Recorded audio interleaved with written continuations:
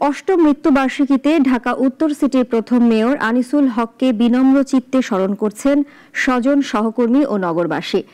রাজধানীর বনানী কবরস্থানে তার সমাধিতে শ্রদ্ধা নিবেদন করেন শুভানুধ্যায়ীরা। বাদ মাগরিব গুলশান সোসাইটি মসজিদে ছিল দোয়ার আয়োজন। একে একে প্রস্থানের ৮ বছর কেটে গেল, কিন্তু এখনো তাকে খোঁজেন রাজধানীবাসী। তার কথা বলেন।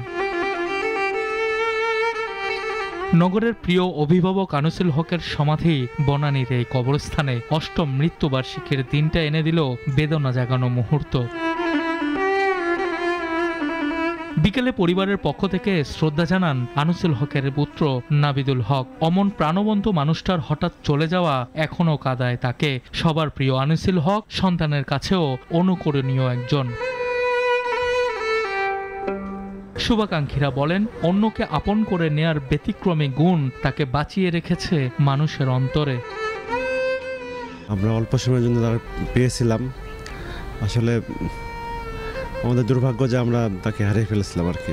তার এই যে অবদান, এই কারণেই পাবলিক তাকে মেয়র হিসাবেও নিয়েছে। এটা কোনো পার্টিগত হিসাবে না, তাকে ব্যক্তি হিসাবেই তাকে পছন্দ করছেন। ওনার মানুষের প্রতি যে ভালোবাসা, এ থেকে উনি একজন প্রিয় নেতা হয়ে উঠেছিলেন এবং ওনার যে ডেডিকেশন ছিল মানুষের উপকারের জন্য, আসলে এগুলো একটা দৃষ্টান্ত। স্যার অনেক সময় আমার পিছনে নামাজ পড়েছেন। স্যারকে আমি দেখেছি অনেক বিনয়ী মানুষ হিসেবে, এবং উনি আমলের বিষয়ে, কোনো কিছু সিদ্ধান্তের বিষয়ে, মানুষকে দান খয়রাতের বিষয়ে গোপন রাখতেন। এদিকে সকাল ও সন্ধ্যায় রাজধানীর করাইল বস্তিতে অগ্নিকাণ্ডে ক্ষতিগ্রস্ত পরিবারগুলোর মধ্যে খাবার বিতরণ করা হয়।